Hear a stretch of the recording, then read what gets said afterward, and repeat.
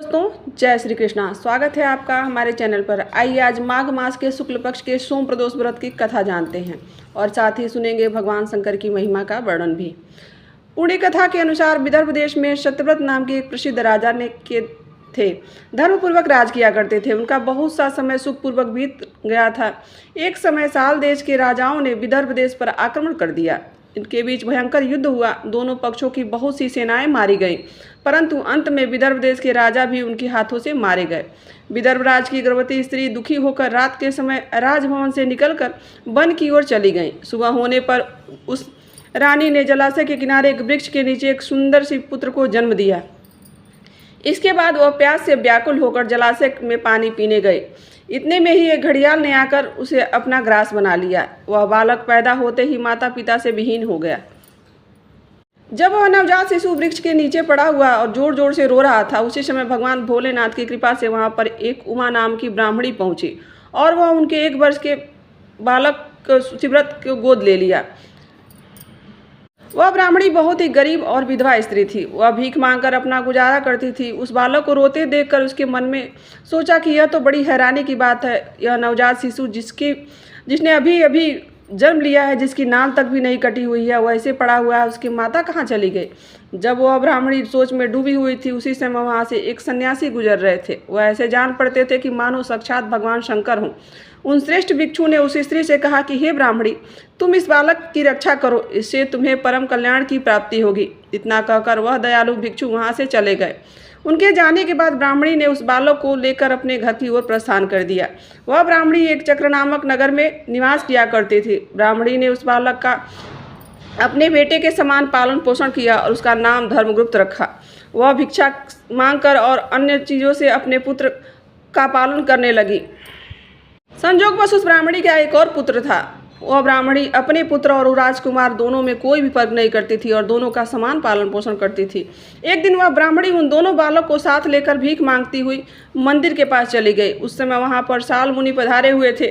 चांडाल मुनि को देखकर ब्राह्मणी ने उन्हें प्रणाम किया। उनसे पूछा कि हे ब्राह्मण, एक सन्यासी के कहने पर मैं इस बालक को अपने घर तो ले आई हूँ। अभी तक मुझे इसके कुल का पता नहीं चला है, फिर भी मैं अपने पुत्र की तरह ही इसका पालन पोषण कर रही हूँ। आप ज्ञान के नेत्रों से देखकर मुझे बताएं कि कृपया करके कि यह बालक किस कुल में उत्पन्न हुआ है और इसके माता पिता कौन हैं। तब मुनिवर बोले कि यह विदर्भ देश के राजा का पुत्र है। इतना कहकर शांडिल मुनि ने उस बालक के पिता के युद्ध में मारे जाने की कथा, उसकी माता के ग्रह का ग्रास बनने की कथा संपूर्ण रूप से उस ब्राह्मणी को सुना दिया। ब्राह्मणी को यह बात सुनकर बड़ा ही आश्चर्य हुआ और उसने एक प्रश्न किया कि हे महामुनि, वह राजा सभी भोगों को छोड़कर युद्ध में क्यों मारे गए और उनके इस बालक को इस तरह से दृढ़ता कैसे पैदा हुई और यह उनके राज्य में कैसे पैदा हो गया। इतने बड़े राज्य का राजकुमार होने के बाद भी यह भिक्षा मांगकर अपना जीवन निर्वाह करता है। इसके दरिद्रता के निवारण का क्या उपाय है। तब शांडिल मुनि बोले कि यह राजकुमार के पिता विदर्भ राज के पूर्व जन्म में पांड्य देश के राजा थे। एक दिन प्रदोष काल में राजा बड़ी भक्तिभाव से त्रिलोकीनाथ महादेव जी की आराधना कर रहे थे। उसी समय उनके नगर में बड़ा भारी कोलाहल मचा। उस शोर को सुनकर राजा ने बीच में ही भगवान शंकर की पूजा को छोड़ दिया और राजभवन से बाहर निकल गए। इसी समय राजा का मंत्री शत्रु को पकड़कर उनके समीप ले आया। वह शत्रु पांड्य राजा का सामना न कर सका। इसे देखते ही राजा ने क्रोधपूर्वक उसका मस्तक कटवा दिया। शिव पूजा को छोड़कर नियम को समाप्त किए बिना ही राजा ने रात्रि में भोजन कर लिया। इसी प्रकार राजकुमार को प्रदोष काल के शिव की पूजा करने का शंकर की पूजा किए बिना भोजन करके सो गया। वही राजा अगले जन्म में विदर्भ राज हुआ। शिव पूजा में विघ्न होने के कारण शत्रुओं ने उसे भोग के बीच में ही मार डाला। पूर्व जन्म में जो उसका पुत्र था, इस जन्म में भी राजा का वही पुत्र है। भगवान शिव की पूजा का उल्लंघन करने के कारण यह दरिद्रता को प्राप्त हुआ है। इसकी माता ने पूर्व जन्म में छल से अपनी सौत को मार डाला था। इस महान पाप के कारण ही इस जन्म में ग्रास के द्वारा वह मारी गई। ब्राह्मणी, तुम्हारा पुत्र पूर्व जन्म में ही एक ब्राह्मण था। इसने अपना सारा जीवन केवल दान लेकर ही बिताया, यज्ञ आदि सत्कर्म किए, इसलिए यह दरिद्रता को प्राप्त हुआ है। दोषों के निवारण के कारण यह भगवान शंकर की शरण में आया है। यदि यह दोनों बालक प्रदोष के दिन भगवान शंकर का पूजन करते हैं तो वर्ष भर के भीतर ही इनकी दरिद्रता का नाश हो जाएगा और राज्य में सुख की प्राप्ति होगी। इस प्रकार शरण में आई हुई ब्राह्मणी को मधुर वचनों द्वारा आश्वस्त देकर शांडिल मुनि उन दोनों बालकों को भगवान शंकर की आराधना करने का और मंत्र जपने का उपदेश दिया। इसके बाद ब्राह्मणी अपने दोनों बालकों को लेकर वहाँ से चली गई। 4 मास के उपरांत एक दिन ब्राह्मण का पुत्र नदी में स्नान करने गया। वहाँ उसे धन से भरा हुआ एक घड़ा मिला, जिसे देखकर वह अपनी माँ के पास लेकर गया। माँ ने धन से भरे हुए घड़े को देखकर बड़ी ही खुशी जताई और उससे कहा कि वह उसे अपने भाई के साथ आधा आधा बांट ले। मगर धर्मगुप्त ने इस धन के हिस्सेदार से मना कर दिया कि मैं इसमें अपना हिस्सा नहीं दूंगा। किसी अन्य का भाग अपने हिस्से का क्यों किसी को दूं?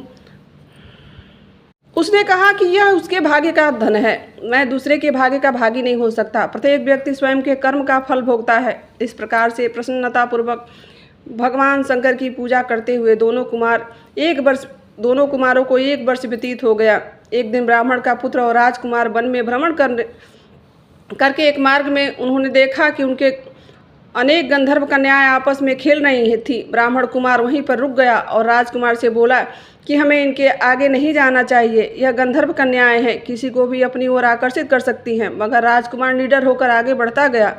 जब मुख्य गंधर्व कन्या ने राजकुमार धर्मगुप्त को देखा तो वह उनके प्रति आकर्षित हो गई। उनसे अपनी सभी सखियों को फूल चुनने के लिए भेज दिया और राजकुमार के पास आने की प्रतीक्षा करने लगी। उसे अकेला देखकर राजकुमार उसके पास गया और उससे बातचीत शुरू की। उसने बताया कि मैं विदर्भ देश का राजकुमार हूँ, मेरे माता पिता इस संसार में नहीं है और शत्रुओं ने हमारे राज्य पर कब्जा कर लिया है। तब कन्या ने अपना परिचय देते हुए कहा कि मैं विदर्भ नामक गंधर्व की पुत्री हूँ, मेरा नाम अंशुम है और मैं गायन में प्रवीण हूँ।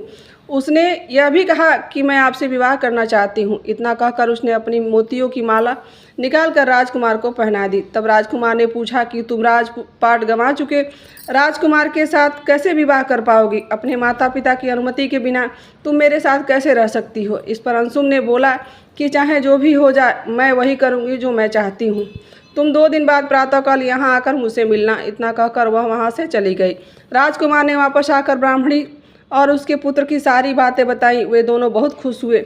2 दिन बाद राजकुमार पुनः उसी वन में गया। उसने देखा कि अंशुम अपने माता पिता के साथ उनकी प्रतीक्षा कर रही है। तब गंधर्वराज ने राजकुमार से कहा कि मैं कैलाशपुरी गया था, वहाँ भगवान शिव और माता पार्वती ने मुझे बुलाकर कहा था कि धर्मगुप्त नामक राजकुमार राज्य से विहीन होकर भटक रहा है, जाओ और उसका राज पुनः प्राप्त करने में उसकी सहायता करो। उनकी आज्ञा के अनुसार अपनी पुत्री अंशुम का हाथ तुम्हारे हाथ में दे रहा हूँ और राज प्राप्त करने में मैं तुम्हारी सहायता करूँगा। मेरी पुत्री 10,000 वर्ष तक तुम्हारे साथ इस पृथ्वी पर राज करेगी और तब तुम शिवलोक को चले जाओगे। तब भी वह यही काया है तुम्हारे साथ ही रहेगी। भगवान शिव के आदेश अनुसार धर्मगुप्त और अंशुम का विवाह हो गया। अंशुम के पिता ने अपनी गंधर्व सेना से राजकुमार को दे दी और सेना की सहायता से उसने अपने शत्रुओं को परास्त कर दिया और अपने पिता का खोया हुआ राज्य पुनः प्राप्त कर लिया। अब राजकुमार धर्मगुप्त राजा बन गया और उसने अपने बुरे दिनों में पालने वाली गरीब ब्राह्मणी को राजमाता का दर्जा दिया और शुचिव्रत को अपना छोटा भाई मान लिया। और इस प्रकार नियमित रूप से प्रदोष का व्रत करने से ब्राह्मण और उसके पुत्र शुचिव्रत और राजकुमार धर्मगुप्त को धन धान्य तथा सुख संपत्ति की प्राप्ति हुई।